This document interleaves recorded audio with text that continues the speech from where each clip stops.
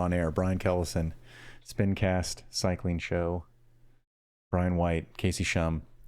Lee is actually not on a boat, but he's on a peninsula in Mexico somewhere. We are live. We are live. Fantastic. I just got through driving through traffic, coming back from Trader Joe's. I'm tired and sore. Somebody asked me a question just off the air. Do I still have a bike? I do. I've ridden it once since my crash, I think. I just haven't had the motivation to ride. I've been busy, and then I'm like, I don't want to ride.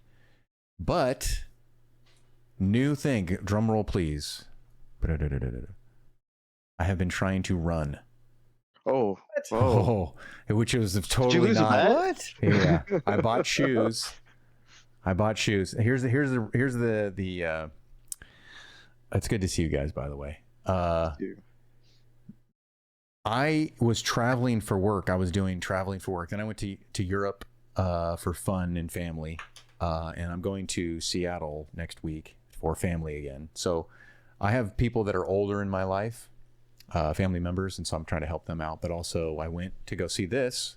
If you can see this for the audio only audience, this is a Orson Welles exhibition that was in Paris. That was the reason why I went to Europe. But then I also saw Gabrielle's family and stuff like that. Now, I have had difficulty training while traveling. So the thought process is maybe I start slowly picking up running, and I can travel with a pair of shoes and some shorts, and I can maybe get some work in, because you guys knew about you guys remember I went to Florida and they had the Peloton, and then I couldn't take the pedals off, and I did the Peloton for an hour and I couldn't log in, and they wasn't hooked up to and then I was in Houston, Texas, and they had a Peloton, but it wasn't connected to the network. All these different things. I'm like, I just want to go, maybe I just want to run to get some fitness. And then if this running turns into cyclocross, maybe that's my thought process, which is totally out there. What do you guys think? I'm all in for it, man, because actually that's kind of the realization that I've done with my traveling is, coming from triathlon, I don't have a passion for running, but I'm getting to the point now where I don't want to go spin on a spin bike, even with the camper. If I'm going for less than a week, it's easier to just grab your shoes and you're in a strange place too. Like, running around home is boring because I'm only going 4 blocks from home or whatever. Like, it's things you see every day. You can't cover a lot of ground. But if you're in a strange place, you don't need to go far to have things to look at and things like that. So I've actually been doing a little bit more travel, and that's what I've been doing. I've been diligently running. I only run with friends or when I'm not home, but it's you been did the enough to mustache keep me in dolphin short fitness. thing. Yeah. So it's been enough to keep decent run fitness for me. Now you'll have to build into a little bit of run fitness to be able to jump into it. But that's my next question. When do I stop hurting? Oh, so this is the mistake I made when I started running was don't look at your heart rate or like I don't look at anything. Yeah, I don't look at anything. Don't gauge your running based on like RPE kind of thing, because your lungs can outrun your legs right now, and you'll run into injury. So you need to stick with because of the trauma it puts to your body through, you need to stick with that. Was it like the 10% rule? Don't increase your pace or your distance by more than 10% a week. This is my first week. I think I started running on Tuesday morning. So here's the thing, like with jet lag and all these other things, I just wake up at like 4 a.m. or whatever. And I was like, I'll just throw the shoes on and go. I don't take a phone. I don't take headphones. I just have been using my Phoenix 5, my old Phoenix 5 Pro, whatever this thing is. And the battery dies after like 3 runs. So I probably need to get a new one. And then like I looked at the new one that has the flashlights. And I'm like, oh, that flashlight would be helpful. But I'm walking, and I'm only running like 1 kilometer. And it's not a nice run walk. Yeah, that's good. Yeah. So I'm walking to kind of warm up. And my buddy is a triathlete. He's like really stoked that I'm running. I'm not really running. I'm jogging for about 1 kilometer, and my entire body is screaming at me, going, why are you doing this? And then when I'm walking, I'm like, oh, I could walk. So I walked an extra like 2 kilometers tonight, this morning. So I've been up since like 4 a.m, and I just that's the thing is like, Casey, what you're saying is like, you just look, I can just throw the shoes on and go. Like I just, whatever I'm wearing, I'm just wearing. Right now I need to get some shorts because I have shorts. I have like lacrosse shorts. I like a total goofball out there. But I wear, I got two pairs of the same pair. I found them for like $100 each. Not retail for man, who are these people that listen to us? Fez Wheel. Fez is out there in chat right now too. I'm sure he is. He's probably super stoked because I think about him. I think about him every morning at like 4 a.m. I'm like, he would love that I'm running because I think a park run, all lowercase, one word, and I'm thinking, man, how does he rip through these park runs? So here's the thing. My knees are like, why are you doing this? And that was the reason why I was always against running. But I bought really good shoes, so I think it's just like I have to get over this hurdle. Maybe it's like going to take a month to sort of the impact. And I'm not pounding the pavement, but I'm running on like asphalt. I'm not running on concrete, but maybe I run on dirt or something like that just to help. But I got really cushy shoes. Once I stop running, I feel great.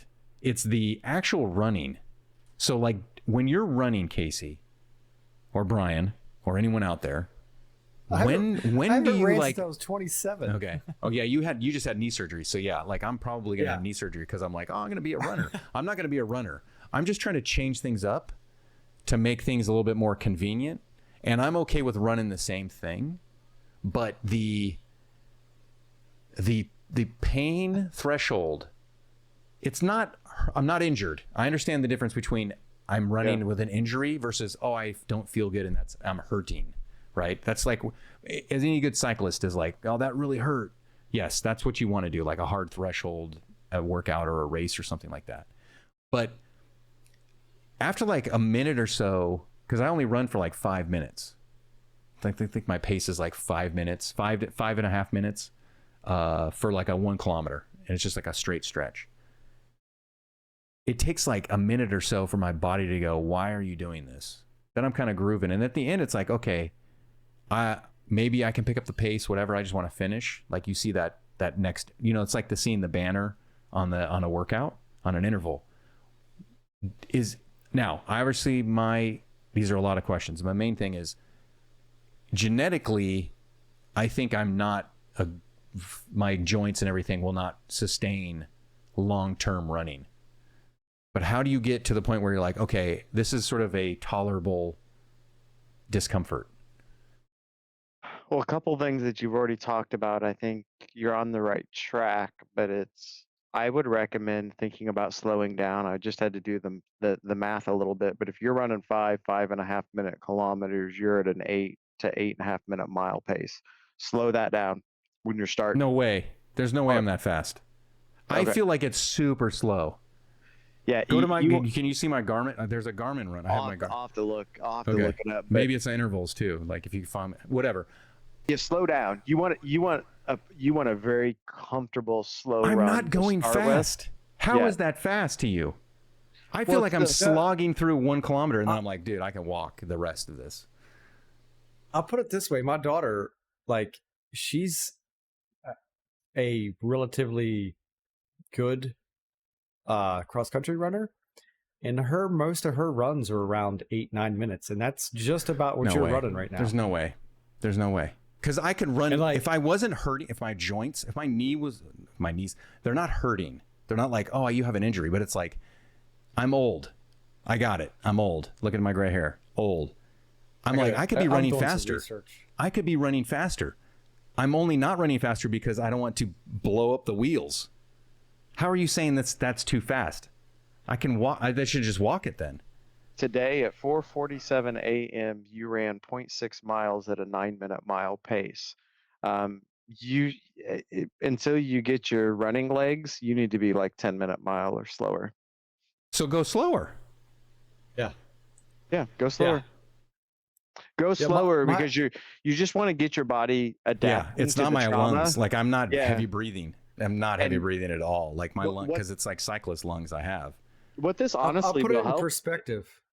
My daughter runs a like 6.5 minute mile like running pace, And like all of her runs, like just zone 2 kind of chilling type runs that she does, are around 9 minutes, and that's just about what you're running. So like you were going at like a relatively decent athletic pace right off the bat. It Yeah, might be why you're like hurting. It's I've gotta got be 'cause running I'm tall. experience, and There's I haven't no been. way. I don't feel like I'm running fast. I think that's the thing is you're viewing it as a run where it really you need to view it as a jog. Like It feels like I'm a jog. I'm not in great running shape, but I've got Okay. some running history, and if Okay. I go run 5K right now in training, I'm gonna run 9 to 9:30, and you're running that pace like trying to start, right? And that's just Yeah. it's Could beating on the your legs, could the Garmin watch be inaccurate? not by that much. Yeah. No. I have All right, so I have a Fenix 6, and my daughter wore it when she first started running. Okay. And it was pretty accurate. All right, so let me ask you this. Is it because I feel like I'm running slow because I know how to run sprints from playing lacrosse, like doing like a quick sprint to the restraining box and then back, goal line back. Those are like, that's a sprint, but it's like interval. It's like a burt down, where this is like, I need to pace this like a time trial. You're saying that I'm going too fast, but from like a physiological standpoint, I know I'm not going too fast because I know my lungs and my body. It's more of like, you need to build the tolerance. So go slower to build tolerance for your body to go, your joints are okay, Brian. Right. You want to ease your body, right? You're breaking in your engine, right? You don't want to throw the new engine in the car and round the corner and put it on the floorboard. Okay. You're not necessarily putting it on the floorboard, but you're going out there and running as you were playing a sport, thinking of running down the lacrosse field or something like that. I feel like I'm. This feels like I'm like we would do a warm up lap jogging, and then do our stretching, and then play lacrosse. That's what I feel like I'm doing. But that's too fast now because my body is 30 years older than when I was playing lacrosse. Yeah, what I would recommend is slowing down and doing that run walk. And then when you feel like you might want to, when you feel like you can run a little bit longer at that slow pace without your legs screaming at you, you could play with think of it as intervals, but like if you're in the neighborhood or whatever, right? You run a block harder, right? Okay. That maybe sub 9 minute mile, and then walk a block, run a block. Like if you're going to go that pace early, you need to be run walking at a more frequent interval, right? Okay. Run a block, walk a block, run a block, walk a block. If you're going to do a half a mile to a mile, slow it down for now. Couple weeks, get your legs under you. Okay, that's what I'm doing. And so so I walk, and then I walked more today. You can see the other stuff I did. I walked longer. The walking, I got fatigued at the tail end. I was like, okay, I'm done walking. But that was like an extra like 2 kilometers. I went the long route around my neighborhood. Okay, so just stay with it. Yeah. Can I do the walk or the run in the morning and then cycle? Will that disrupt the cycling? Should be no impact. Like I should be okay, because I'm going to get the cycling back in, because we're going to get into cycling, and we've been talking about this for I don't know how long now, but yeah, okay. I'm going to take your guys' advice. I would hesitate doing much running on back-to-back days until you get adjusted to running. What about walking back-to-back days? Walking's fine. It's the trauma. Like where I got in trouble was I would go like, I'm going to run. The first day I ran a mile, that felt good. The next day I'm going to run 2 miles, that felt okay. I didn't do the that. Third day I was injured, right? Like it was my buddy was like, just walk. And I'm like, I don't really want to walk. So I do a kilometer. And I did a kilometer every morning, and I took Friday off. And I was like, okay, because I'm people that long time people that watch my stream, I would talk so much bad things about running, and I would always joke about, oh, you're running? Oh, I'm not. Whatever. And now I'm that person, right? So I'm a little bit of stick my shoe in my mouth, right? The key is for me to not get injured, because I'm not going to push it. I'm very clear on, dude, you're not a runner. I'm just trying to do this to change things up and to sort of like, hey, I can't take the bike with me on the road and go, maybe I can jog around the little neighborhood that I'm in, wherever I am in the world. Okay. One thing I found, and I don't know where you're at on this, DK, but this was a key part to me running that I found is, for whatever reason, maybe this is a physiological thing, my body seemed to be better at dropping the weight when I was running versus cycling. I think it's almost like That's an also what I'm trying to adaptation do. thing. I'm Yeah. I'm So trying to lean out a little bit more, and the running is sort of a motivating factor. yeah. Lean So out again. yeah, and that'll help you. I mean, obviously losing weight helps with the run anyway because it's less trauma. But I felt like my body shedded the weight and adapted better with the running than the cycling when I was focused on that. Okay.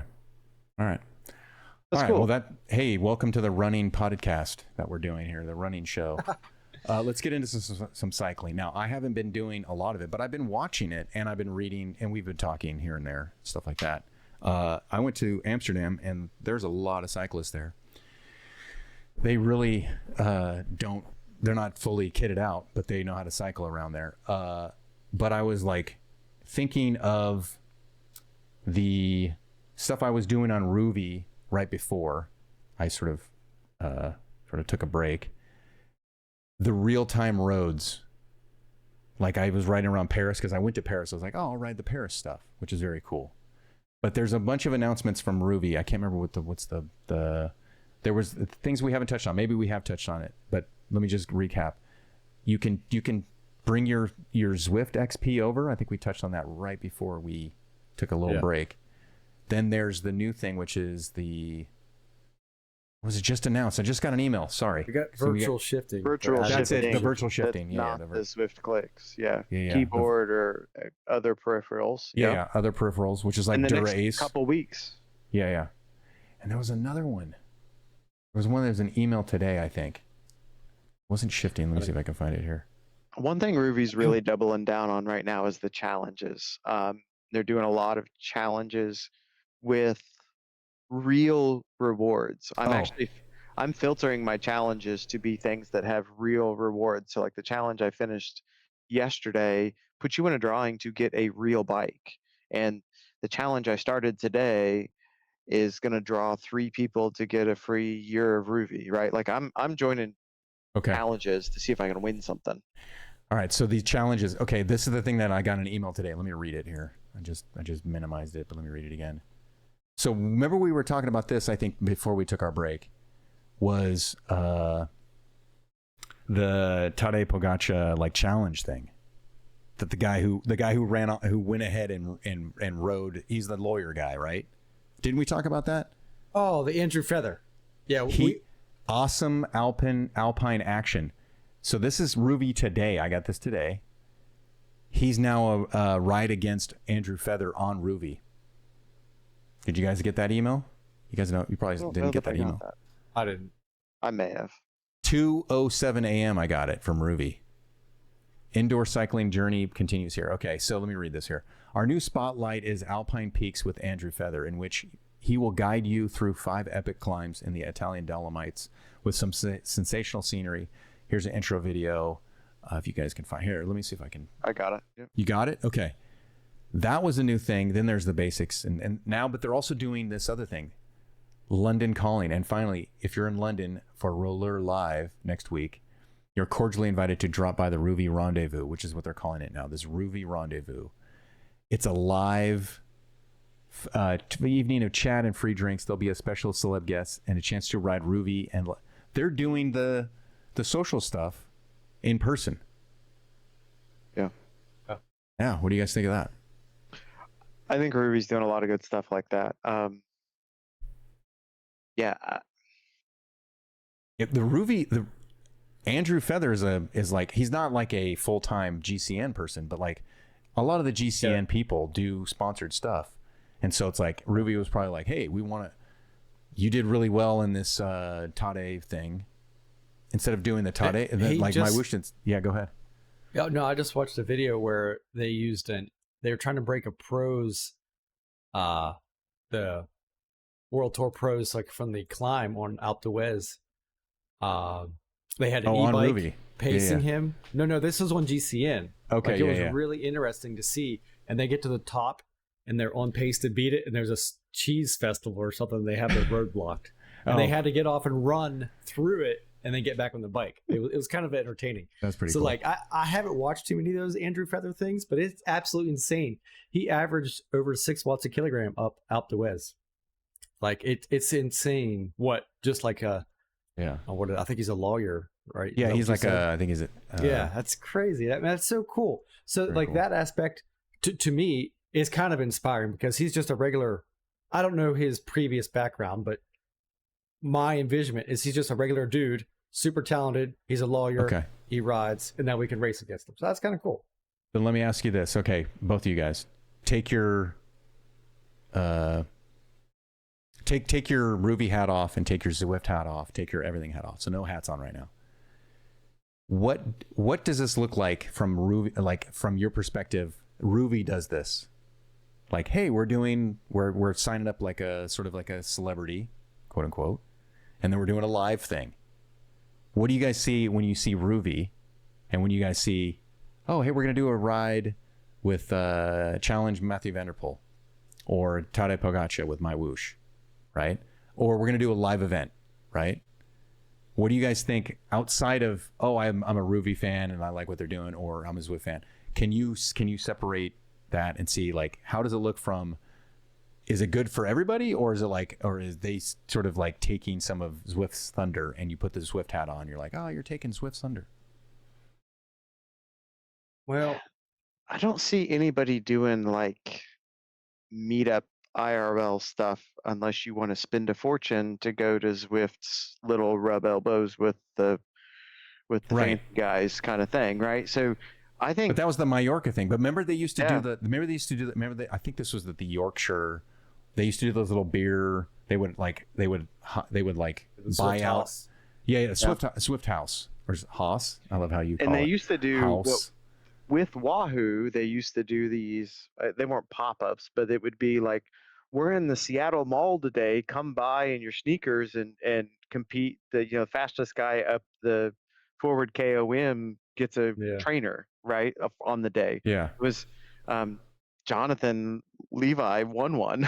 Right. Like Yeah. it is sneakers, showing up at one of those little pop-ups and climbing with 450 watts, but they're not doing that anymore, like anywhere.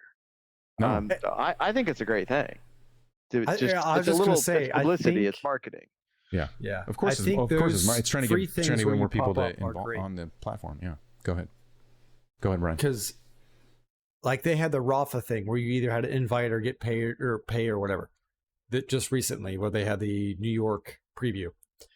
But like if you are in the Seattle area or like say Pittsburgh, that's the largest area closest to me, and it was free, we could go hang out, do whatever. Yeah. If it's more so of just like a hey, this is what we got, and maybe they show you some new features and stuff. Yeah, that's a big kind of a neat experience. Okay. So especially. Oh, go ahead. I don't think it's stealing anyone's thunder because no matter what you do, you're going to get together.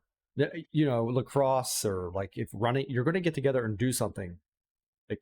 So this is just then if it's not right, because we're rational people here. There's the Zwift the Zwift community would be like, oh my gosh, but Yeah. What is Ruby? What do you guys think Ruby is seeing that Zwift is not seeing because they're like, we did this, we're not going to do it again? Or is Ruby like, hey, this is an opportunity for us? What do you guys think of Ruby's perspective? I think this is what I think I'm seeing, and this is true in the challenges too. This was kind of leading into what I was thinking about on the challenges is Zwift has seemed to stop trying to appeal to the traditional cyclist and trying to appeal to building a community of people who like to ride their bikes indoors. But Where Ruby is like trying to do some of this stuff that's still bringing in the pros. A lot of their challenges are still related to things that traditional cycling people do. Like their newest challenges out there are all of the American famous gravel stuff. It's Sea Otter and Dirty Kanza and its routes. Like there's a whole challenge series out right now that is Crush the Tushar, which I don't know, Sea Otter, Big Sugar, which is a famous one in Missouri and Arkansas, Unbound, which is the old Dirty Kanza. Like they're trying to put together challenges and things like this. A lot of what tour of was it the Czech tour that we just got done with.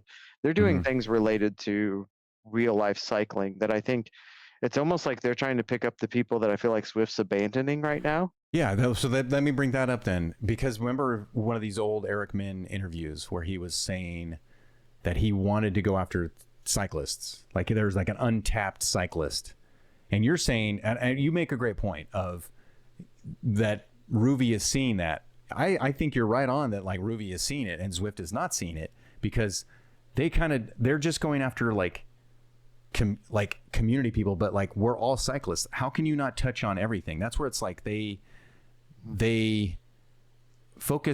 had focused on elite racing, and they abandoned that.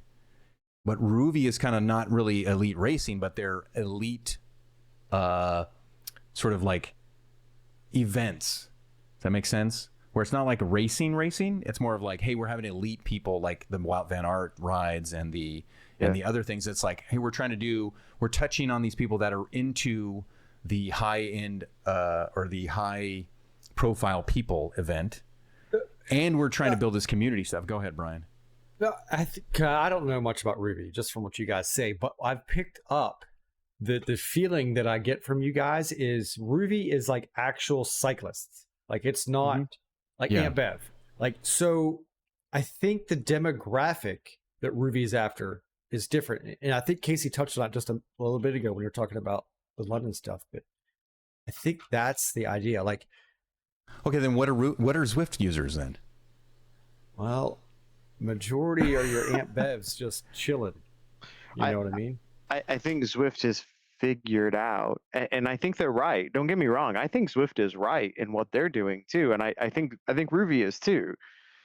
But I think Zwift has realized that they have reached a saturation point among IRL cyclists, that if they want to grow, it's not growing by pulling in more people that have a bike that they're riding outdoors all the time. It's getting people to ride to buy a bike to ride indoors, right? Like it's going after a different group of people, because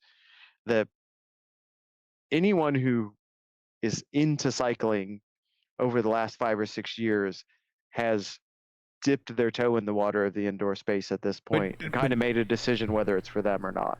You're not going to get that many more of them. Right. I see your point. I just think that like Ruby and like other platforms are able to dip into those other areas because they don't have the locked down communal, like they're Zwifters. It's not that they're casual cyclists. They're Zwifters. We only Zwift.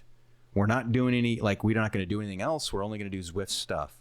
And Zwift is like, they probably have the data to go, we're not going to spend any time on the Matthew Van Der Poel rides and put a lot of effort into it anymore, because they don't really matter to us anymore. The people will show up that'll show up. They're not trying to do like the Wout van Aert stuff or the Visma Lisa bike stuff. So they're just like, hey, we're just going to stick with our core people. But I think that that's where I think the frustration comes from my perspective, is that that Zwift is continually taking their users for granted. They're just like, oh, they're taking us as users for granted. They're not taking the majority of their users for granted. They are actually focusing on the majority of their users now. What are they focusing with? Literally the Aunt Bevs. Like, no, but what is the focus though? Just like they are focusing on the group rides and just like the ease of getting on and simplification of riding inside. Okay. Peloton costs $1,600. Then you got to pay $40 a month or whatever the number is. I don't know. I'm just off the top of my head. So Zwift is $20 a month. You buy a ride and a trainer. It's what, $1,200. So you're cheaper. And then you have this community. Now, granted, it's different than Peloton, but there's thousands of people riding around with you. You in the summer, I was watching you when you did ride a bike. You did a race. But on more boats than bikes lately, Trust probably. that knife. Yeah. You went to do a race. There was 3 people in it. And then you did a group ride for a jersey unlock, your favorite event in Zwift. Oh, right, yeah. And there was like 75 people at 9 p.m. my time. So it's 6 p.m. your time. You know, so that is the group. At a time when there was 3 people racing, there was 75 people doing a group ride at 1.5, 2 watts a kilogram.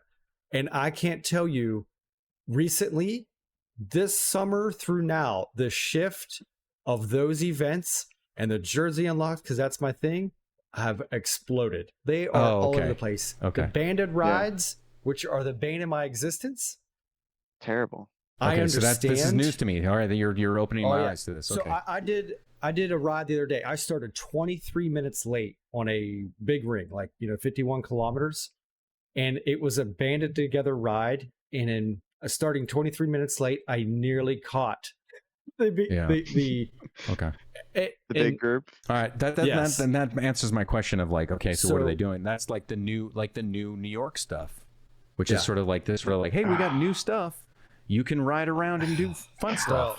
New York. Okay. We're transitioning to that. All right, let's go. Well, the one thing I was going to just add to that to kind of close out that topic is, like I said, I don't think Zwift is doing anything wrong, but if I look at the other main platforms, and I'll just call sorry, my whoosh, I'm going to call the other three that I'm using on a regular basis out, BikeTerra, Ruvi, and Training Peaks Virtual. To me, those three platforms are doing things and adding things to the game that appeal to my senses, that bring back memories of things I experience outdoors. Cornering, sprinting out of corners, the scenery going past, riding gravel roads, having these cool switchbacks. Like, those are all things that appeal to things in my memory bank of like, they take me to outdoor rides. Zwift is putting zero effort into connecting an outdoor cyclist to the experience in the game, right? It's just different. So, and that's what I think makes people like the three of us unique. We are not who Zwift is going after anymore. That's what these other platforms are, is we love these other platforms that are giving us an experience that relates to our outdoor experience. And Zwift isn't doing that. Yeah. Okay. Got it. All right. So then Zwift Now New York, they did release a bunch of new stuff for New York, right? A lot of stuff. Yeah. So I'm totally clueless. You guys got to give me a heads up on this. So it was 31 kilometers, and I don't know if it's north or south. I'm going to call it south. On the south end of New York, underneath the KOM, there's 31 where the kilometers. Sprint is. Yeah. Is where the intersection is. So I was is. very skeptical about it actually being 31 kilometers, because I figured it was 31 out and back roads, because there's some roads that are like 2-lane roads. It's the same road, you're just together with it. It's not like a loop or anything. I actually measured it out. It is 31 kilometers, but it is some of the most boring 31 kilometers I've ridden indoors. It is as boring as Jarvis Island. Oh, way boring. More boring than that. I would rather ride loops of Jarvis Island than ride the new expansion, because tell us how you really feel. I don't know. Yeah, it does nothing for me. And I think half of it's because every single route is some sort of loop around different parts of it. Yeah, like the ones that I've done so far. You can't really stitch it together to make a different kind of course out of it, because there's really only 2 or 3 profile features in all of the 31 kilometers. You can kind of change how much gap you have between profile. So I kind of explain it like this, Brian, is they added 2 very small little subsections of road, and they connected those 2 additional areas with 2 very long, very flat tunnel type things, where most of the mileage that they added are just those flat connector roads, and they're built in a tunnel. So they didn't have to build out these miles of landscape, because all you see is the colored tunnel walls that you're in, right? Like, they didn't have to, so there was like no creative thought into it. The tunnels are all dead flat except for the escalators in and out of them. And all the escalators are basically the same. So it's like, yes, there's 5 escalators, but they're all the same escalator. They're just in different places on the connector roads, right? Like, and what is it? The one route has the bridge climbs, right? The bridge climbs are nice little climbs. They're a good little feature, but like, that's the only real feature to all of the expansion. Right. So it's not terrible roads, and I think they'll be okay to race, and there'll be something new and all that, but there's not like this go explore the new roads. Kind of like once I did them for like 2 weeks, I'm like, I'm not excited about getting on Yeah. another New York Hmm. route at this point. Like it So just the new stuff is not catering to their core audience, Well, or is it's it giving you more road, but I to think do more group so, rides? Yeah, I have a friend Yeah. who gets on, does his workout, could give two shits about anything else. He just did his Mm-hmm. first race last year. You know what I mean? Like he's been on Yeah. Zwift for like 5 years. So him getting on, oh hey, I can go out through this tunnel. Like to him, which I would say he's more of the Aunt Bev style rider. Like he does his workout, he don't care about anything else because he wants to ride 4 or 5 hours when he travels to France and Spain or wherever he goes. Mhm. He's retired military, so he has a lot of free time. So And that's he what prefers his to do it goal on is. Zwift, and you've told him, hey, Training Peaks is probably what you want because it's tied to his workouts and stuff. Or Well, no, he just chose Zwift because it was the first thing. You know what I mean? okay, He just that's that was okay. it. Gotcha. Yeah. Yeah. So, if the weather is not perfect per se, then he'll do Zwift. Like so, he'll Zwift year round. It's just like if it's super windy or raining or whatever. But So he he's is not literally he's just not gets the, on a ride. He's not the core Zwift user either.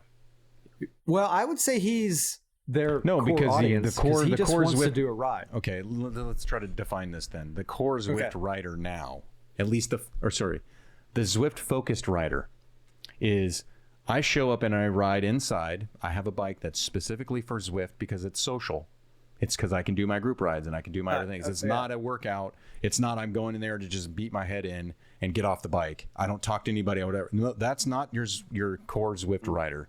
It's the I'm showing up because I want to see my remember the like the old rides where you had a ride well they still have those. The ride leader and you're like, "Oh, I'm going to help." I remember doing this. The helping sweeper. people that sweeper. Helping the people that fall off the back. So That's So I think that's who Zwift is focusing on, right? Yeah. That's where we're going. That's a definition. yeah, so like the two groups, you've got the group like us who we want to race and challenge, do tough stuff. We want it And all. then, We're like, the group that everyone wants it else- all. Yeah, there's two. My separation is there's two groups. You've got my friend who just gets on, does his thing, could care less about anything else, and then you've got the community group. So like, out of the big other 80% of people or whatever the number is, you've got him and then the community people. That's my view. It's like us versus them per se. Right. But then you can break down, like you're saying, the core group is Aunt Bev getting on, doing her social ride, talking about her dog and grandkids and the cookies she just made. There's something to So- that though. Like I used to do that when I first was getting on Zwift. It was like, oh, I can't wait to get on and do my group ride or whatever, because you're gonna be with people and help people stay on the group and learn how to draft and all that stuff. And I think Casey's right, and you guys are both right about that is what Zwift should be focusing on and doing that thing, doing their thing for that. My point was going back to the point with all the other ones is, couldn't they sprinkle in some of that stuff, or do you think that they're just so adverse to it that they're not going to try to sprinkle it in anymore? I just don't think they're gonna try to appeal to competitive or traditional cycling much anymore. It kind of broke my spirits of any hope with Zwift like a couple weeks ago. 'Cause the guy who organized the race I did today, Rizzo, posted on the Zwift Racers thing. Yeah. And it was kind of a hypothetical question. He was throwing it out there for honest conversation about it, but it's like, why do you think these Zwift New York group rides have 150 people in every one and we race at the front just like a race? Would you go to do the Zwift New York races that are actually labeled as races and you get 3 people per category and there's never anybody there to race? And why is everybody racing the group ride? And so there was a lot of banter back and forth of why the group rides are better for racing because everybody's starting together, all this. And he's like, Oh, well, right, don't yeah. you think if Zwift tried to recognize that and did that in their races, people would choose to join the races if the races met those conditions? And like James Bailey came on there and he's like, we are monitoring this and we recognize that some people join these group rides to race. And basically his last line in there was, Zwift monitors this stuff closely and we're very happy with the progression that our racing has taken and we're happy with the current status of racing in Zwift. And I'm like, if you're happy with the way I can find a race in Swift right now, I don't have any hope that racing's ever going to Hmm. get better for me on Swift, because right now I'm finding bigger races on Ruby that I can actually join, that are races, that Yeah. are actually labeled as races, because I can only join the hourly race every other hour because I'm above a 650 ZRS. If I join the advanced races, I'm absolutely out to lunch most of the time. They're not fun. And even those, like, you're only getting 10 or 15 riders in those in peak hours. Yeah. And I can go to Ruby at lunchtime, when it's Europe peak time. I can often find events with 30 or 40 people registered on them, and I'm like, I'd rather do that on Ruby than on Zwift. And I do the same thing. I don't join the races on Zwift. If I want to get on Zwift and race right now in a community, I look for that top of the hour group ride to join, not the race. Yeah. The other problem I is agree. the race is only the short route. They always put the damn race on the 12 or 14-mile route. And then, but if you do the group ride, you have a 20 to 25-mile option. And like, I want that 45-minute plus race. Yeah. And all of their races are like 30 minutes. I just, So it James just kind Bailey. of broke my spirits when James Yeah. said they were happy. They watch this, they hear what we're saying, and they're happy with the way Swift racing is right now. And I was So do just you like, think you oh could do a no. follow up with him? Do a follow up post, or Brian will probably do it. He's big Facebook dude. No, Actually, I'm just joking. no. I A lot of deleted people. Facebook. There I was- don't have There Facebook. was dozens of messages on But that. I'm saying back and forth, my hypothetical or rhetorical question is, if you're happy with it, then what would make you unhappy with it, right? Yep. What does it have to come to be failing? Yeah, because if you're forced locked down. out, like the ZRS, that's the Z racing score, right? The Zwift racing score. Yeah. Sorry, that is sort of like hindering you to actually get more options, right? The low pressure. There's like no pressure in a group ride. It's like, hey, it's a recovery race. That's kind of the old chat comment. This is my second race. I'm recovering, and then they don't have any pressure. But if they win, they're like, I kicked ass, and I didn't have any pressure on me. Where if you actually show up to the real race, that we've talked about this before, that's where the pressure is. Like being on is tough and it's scary, and people don't like doing that. But when you can hide in the group and kind of chill and get your thing, that's what people want. And that's where it sounds like you're saying that they're cool with that because they're monitoring it and they're not seeing that, hey, maybe this is, if you did a little bit more races that are mass start and, racing score, your data would be different. It's been bad for long enough now that new riders, I don't think, are learning how to race. No, because there's not good. Or they don't racing even know out there are races. Probably that race I did today was phenomenal. And it was an organized race by Rizzo. That's a charity thing. It was a Remembrance Day thing. Ton of traditional racers showed up to it, and what I thought was, it's almost funny, but it proves. I think it proves what we're seeing here is two people in the top 5 of that race. So Zwift has this weird thing with ZRS now. It decays now. It's got a decay built into it if you don't race for 30 days. So the first race that you come back after you decayed, that race looks like you lost points, the way they calculate the points, because it shows the point change from the last time you raced. And these 2 of the top 5 finishers today in this race for Rizzo's that we had all kinds of fun in and all that, they were showing like -30 on ZRS because they hadn't joined a ZRS race since the 1st of September. And I'm like, these guys are great racers who love to race and came here and had fun and know how to race. And it's been 60 days since they've joined a Zwift community race with ZRS.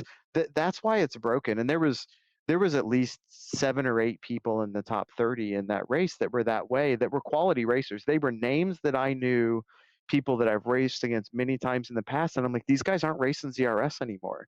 Like, they've broken the racing scene a little bit for those, for us, the people like us that used to race on Zwift. So do you think that there could be, if we could suggest them gathering better data, like more, because when they used to do future works, and you would have, how was this ride? 5 stars, whatever. Or if I had a problem with the birds, I'd always, comment about the birds. But if they actually had like, hey, this was a ZRS race, what did you guys think? Or how did it go? And have they I feel like they're squandering data input and quick surveys to gather actual data from the riders. Yeah, I'd like to see them actually like try rotating through some of the ideas that we have in a community, right? Like go through and say, okay, 2 or 3 days a week or every other hour, we're going to flip this race from mass start to Yeah. separated pins. Things like that, right? Like rotate through it and see like, okay, are people tending to lean toward A or B? I think they made the same mistake, in my opinion, in ZRL. And instead of saying we're going to create a non-steering ZRL league because we introduced steering and some people don't want to use steering, they said, oh, we're going to keep ZRL the way it is and we're going to introduce a steering league. Like it's like they're a little bit orchestrating their own results, right, by what they're pushing. ZRL has great attendance because that's the only place you can go get good racing. ZRL isn't good because the format of ZRL is good. ZRL is good is because that's the only place that we can. I think it also has a legacy. Racing. It also has legacy sort of like stature. Like it's like, oh, this is what we did in the pandemic, and it kind of rolled, and it's still it's the only consistent sort of like large competitive event that's been seasonal that you can sort of plan on, right? Yeah. So, all right. Yeah, I don't know what the solution is, but it's normal Zwift. It's normal Zwift, and I enjoy Zwift. I'm riding Zwift. Like I gotcha. I still pay for it, and I haven't ridden it, so I need to get in there and ride it. So, but while we're still on Zwift, you had a great post back in 2019. Is there any progress on this? No, it was kind of funny because I absolutely lost my cool in a race like the day before because I was like, I can't. It was in these new New York roads that have these escalators in them that shoot you up the hill.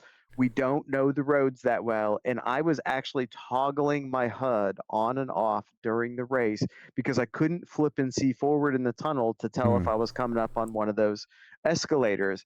And I was like raging on my stream, like, why can't I freaking see up the road? I just want to shut off the dang name badges. And like the next morning I got out of bed and I have this little thing in my email that's like, oh, somebody commented on this forum post that you're following. I went and looked at it. It was a post from 2019, me asking Swift to put a toggle in to remove the names from the riders over their head. And it was actually kind of funny because the second response on that forum post was a dude like, you got nothing better to complain to Zwift about than this? Well, I was like, oh, but then there's been 3 or 4 people post on it now where it's like, why is this not a thing? Like, seriously, we just want visibility up the road. You can't see what's going on up the road.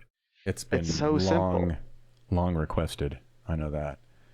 It's pretty clear that like that is an issue because they don't have, and they're random. They're random of what pops up. Like there's no sort of like, there used to be, oh, here we go. How long are we in? We're 45 minutes in here. RGT, that was the first one that I knew that had the toggle where you could toggle the name on or off. Or and you can also like make them smaller where it only had the name or it had the flag or something like that, where you had a little bit of control. This needs a little bit of control because if you're turning off the HUD, you're losing everything. Yeah, everything. I mean, you can watch my screen above me, and it does get very difficult. I mean, and then if you have the little and if you have this segment, let's say it pinches up against this escalator that's going steep, right? It's like one of the new in-game features to get your XP more. But you have the thing drop down from the main HUD in the front or the middle, excuse me. That's like the segment elevation. And then if the riders, all this stuff, look at, you can see it on the video. So audio only on audience. There's a bunch of power-ups. You can't even see up the road. So if anyone attacks, they're just right away. Now you can look at the dot. The dots are so small too. Sometimes you don't really know who's who, and they're spread out all over the place. So those big group rides. Yeah, formal request. Yeah. Being able to toggle on and off the power-ups and the names. So one more thing. BK wouldn't have caught this at all. I know Brian White knows it because he joined me in the fun. So have you seen the escalator, Brian Kellison? Do you know what I we're think talking I about with the have. escalator? I was in Europe and I lurked your stream a little bit. So even if you coast into the escalator, you will go up it at like 15 or 18 kph, right? It's Yeah. like the Oh, it's like I the watched your subways. clip. No, I watched your clip. That's right. I watched your clip. That's what I was getting into. The Yeah. exploit. I can't believe it hasn't come out like toxic in the community, because we figured out that if you just time the U-turns, you can get off of your bike and just go. I think we did Yeah. 1.5 miles, 2 No miles in like way. 5 minutes just U-turning. You U-turn, coast down the escalator right near the bottom, U-turn back up, it puts you on the escalator, it shoots you up, you U-turn again. So if Okay. you did a button auto hotkey just U-turning, you could do circles. Okay, how all come day long. I showed that you lose momentum and stop on like a -5? How in the world are you continually moving without sending data? And what's so great about it, what's fantastic about it, is not only can you exploit mileage, but because it's an escalator, you can exploit vertical Oh climbing, my goodness. and you can exploit time. So you can upgrade any bike by just doing U-turns and never pedaling. The one other person brought it up too, you could Everest. Oh, right on. With never pedaling, you could Everest. Yeah, but it's just fake stuff anyways. You wouldn't get it certified, right? It wouldn't. The V Everesting faction wouldn't certify it. In-game achievement and stuff. Everest achievement though. Oh yeah. I'm never getting that. Remember I was supposed to do that like last year? We could hook you up. Auto hotkeys like 30 seconds to set up. Like, I don't even want to spend the time to do it. So I'm waiting for that though to be like the next thing. Like somebody's going to be upgrading bikes off of that. Can you teleport to somebody doing a U-turn and then get into the U-turn loop? Yeah, because Troy Carlo and Brian White both joined me when I started doing it on my stream, and then all of a sudden I had friends doing it right next to me. Fantastic. This is good news. All right, let's get into something else. Trinity Peaks Virtual Echelon Racing League has started. This is like third week, maybe. I'm totally out of it. I hear it's going well. It's going pretty good, I guess. I know that there's ZMS. Or is it ZW? Wait, what's Damon's? Yeah. ZMS. Sorry. He's been broadcasting it, right? I don't know. I think he has been broadcasting it. I haven't been keeping up on it, but I've heard good things, just a little bit. And I'm actually, some people that are doing it have been encouraging me to go do it. I did do a fairly populated Training Peaks virtual race this week, and I forgot how awesome Training Peaks virtual is for ride. What do you want to say? Dynamics. The ride feel. It was a climb, so we were descending with switchbacks and sprinting out of corners and getting momentum and coasting through the next. And I opened up a 6-second gap coming down the hill just by sprinting out of the corners and coasting in them. And like, it's phenomenal. It is phenomenal. I want to get into the echelon. So more. what would be your hurdle? The cost of the license and the entry fee? Honestly, I just haven't researched echelon to know when it's happening. If it's happening when it's convenient for me to do it, I would have no problem doing it. I think I think Saturday mornings. Okay. Or Saturday morning for me, but I think it's like probably 8 o'clock for you. Midday. Yeah, if it's 8 o'clock on a Saturday, morning, I think that's what it is. I could do that after this week. That is, I'm traveling. So then it leads into the national championships for the United States. Yeah. I don't even know if I would. I should probably do it just to say, oh, I did it again. I'm glad that it's on Training Peaks because they can do a lot more verification and they can, a lot more, real time sort of like sniffing of people to go, oh, this is consistent, right? I think the only thing that's still up in the air, questionable, is people's honesty about their weight and how they're getting to their weight. Like, there's weigh-ins, like there's official weigh-ins. Like, it's not that they are not doing their weigh-ins and stuff like that. I'm saying that like people are using not healthy tactics, probably, hopefully not anymore. But like hey, because it's so important, that weight is so important in these games that like I don't think you can unhealthy prevent that stuff.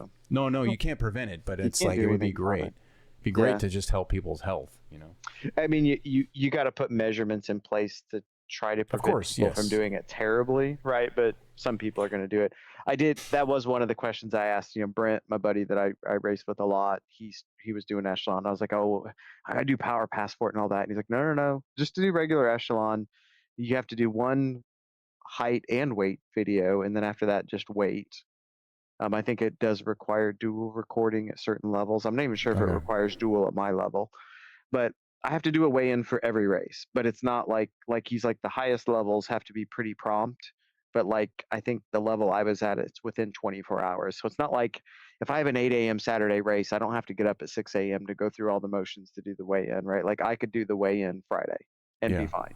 Yeah. No big deal. So I think it's the right level to do serious racing. I will say I had the epiphany of serious racing this week that like I feel like it's actually slipping farther away from the mid pack rather than getting closer to being a reality Hmm. because there's been some stink in a few ladder races about potentially people having e-bikes.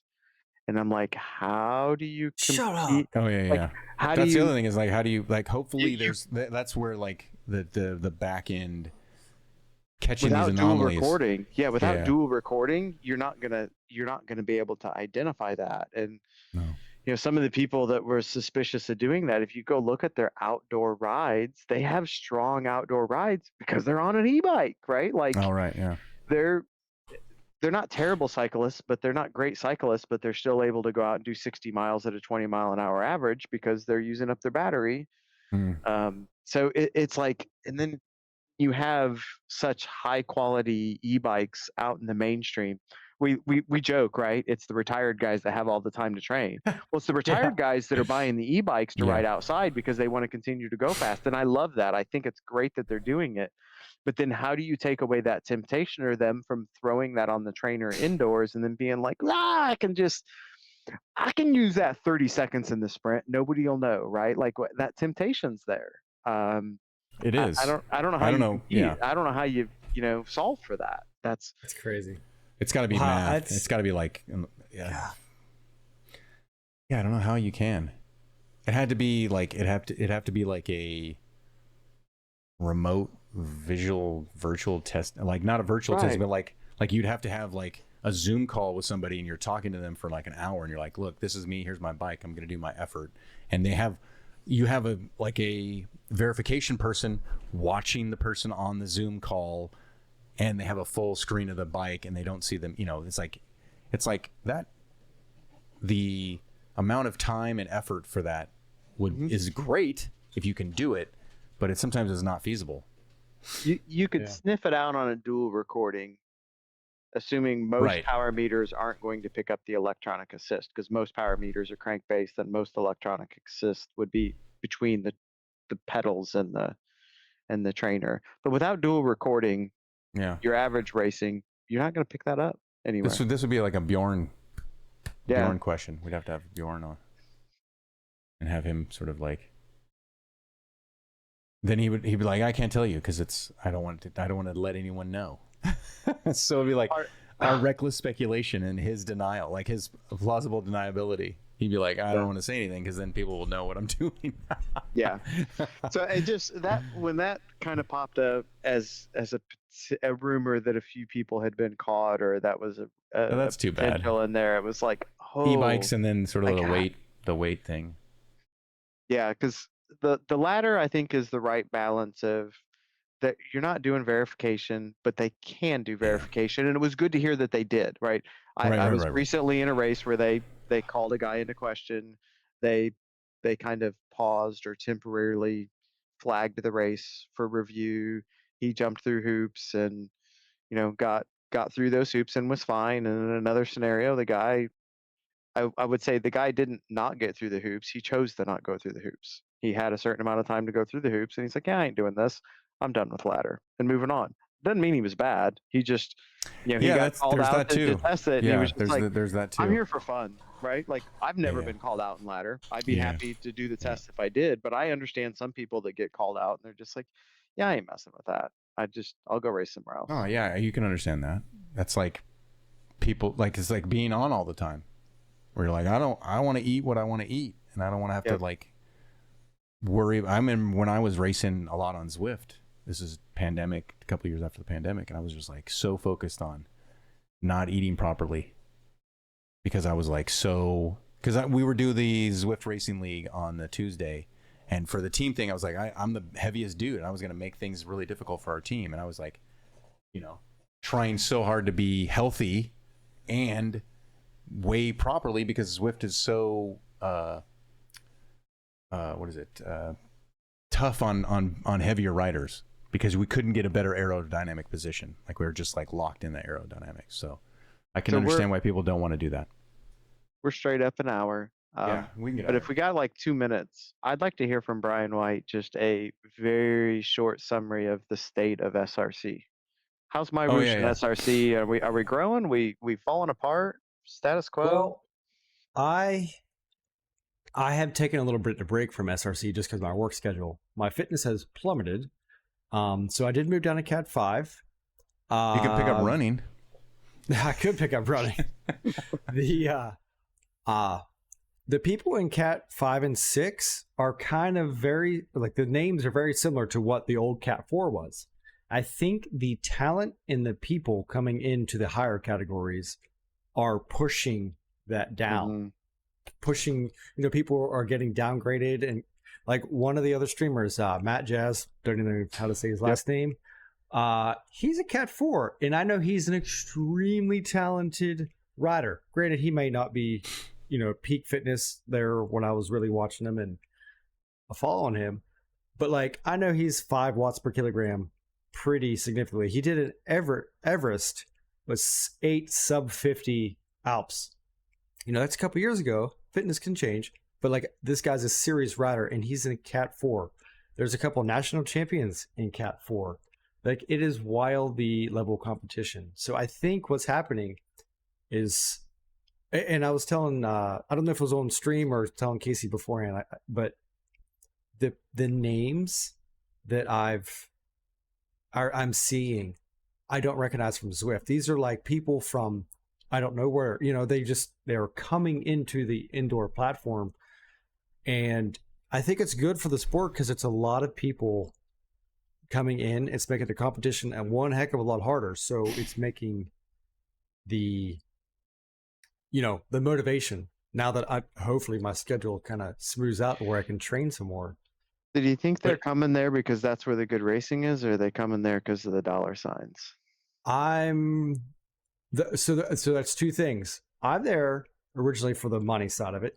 Then now the money side is gone because I'm even in Cat 5. It's going to be a lot for me to get back to even win at Cat 5, let alone Cat 4 where I was.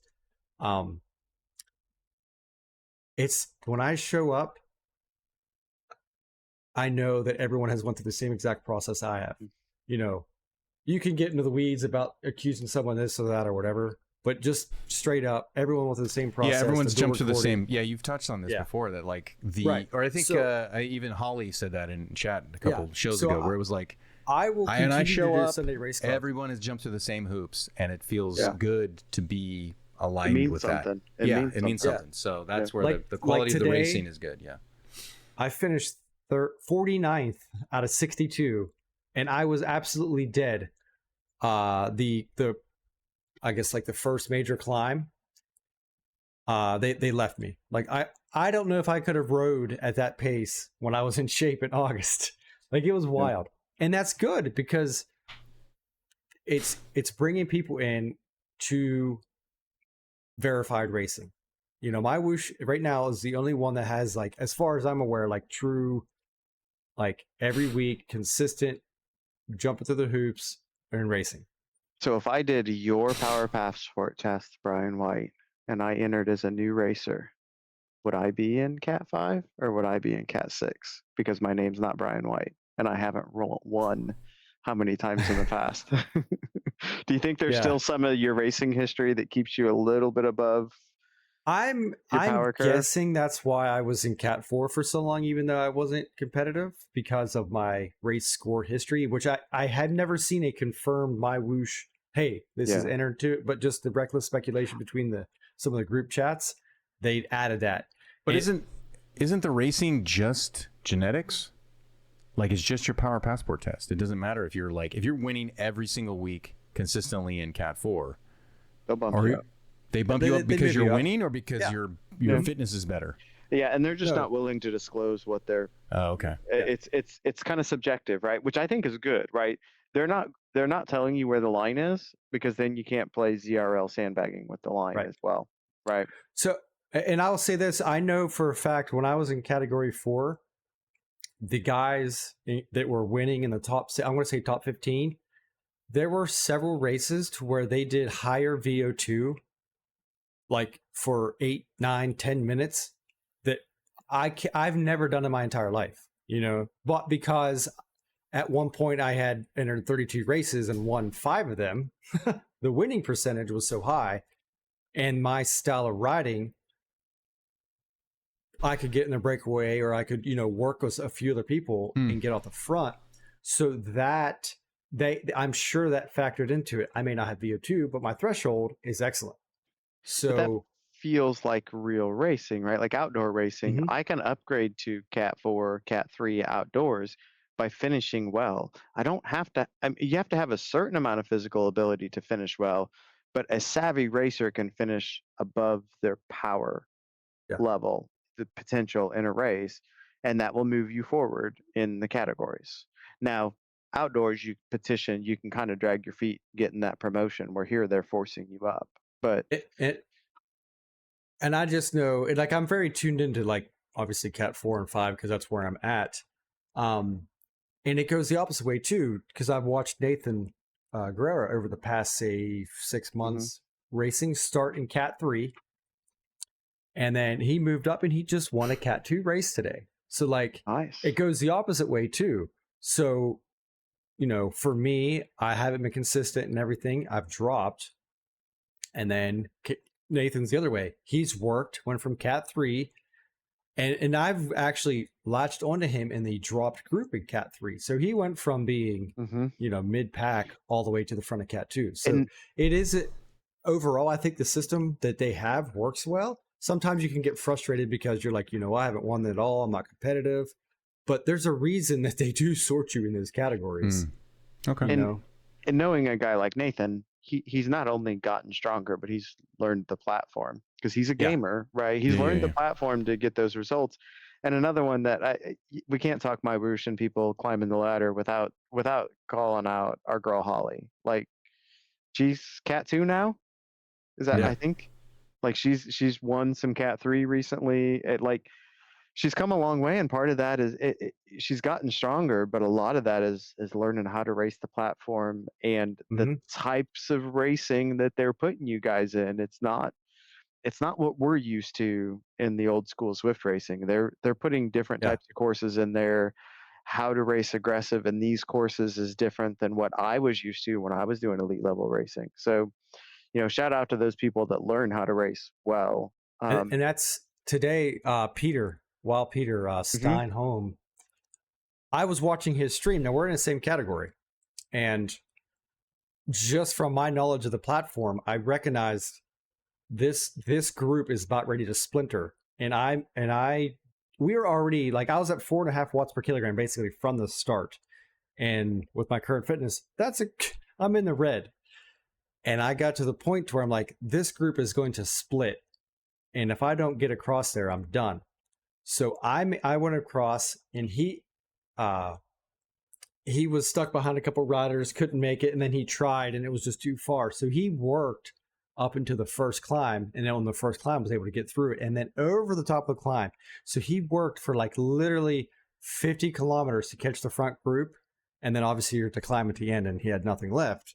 But just that little, I recognized, like, oh shit, I got to go.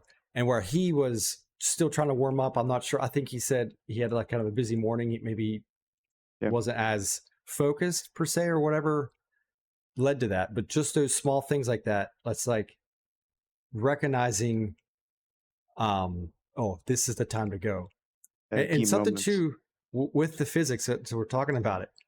I was riding with a Cat 4 guy today, taking turns, and my recovery was like 2.5 watts per kilogram behind it. He was doing 3.8.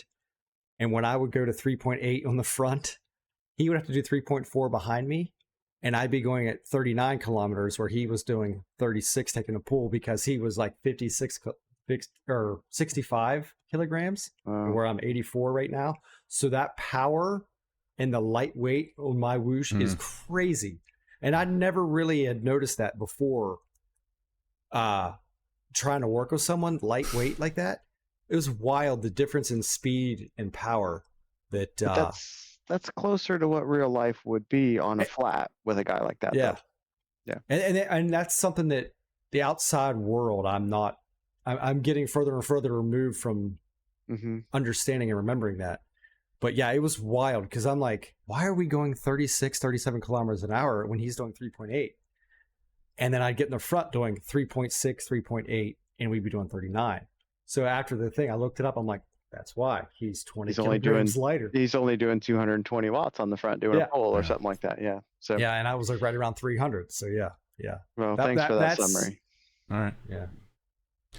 So the ranking and the verification and everything in My Whoosh Sunday Race Club is well done, and the ZRS, the Zwift racing score, is not very good.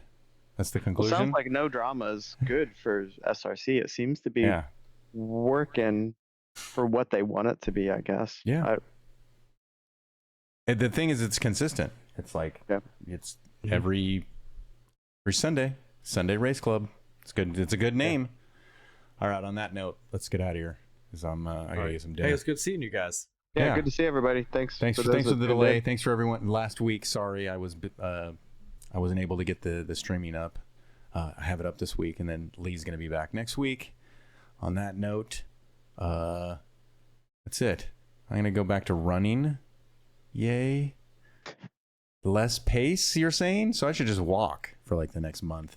Next week, it'll be how to treat an Achilles or an IT band injury. Yeah, it's my torn meniscus, all the little meniscus on my knees. So, all right. Thanks everyone for hanging out. I'm going to get like this, and I'm going to say goodbye. Oh, I hear the music. Bye, everybody. Take care. Bye.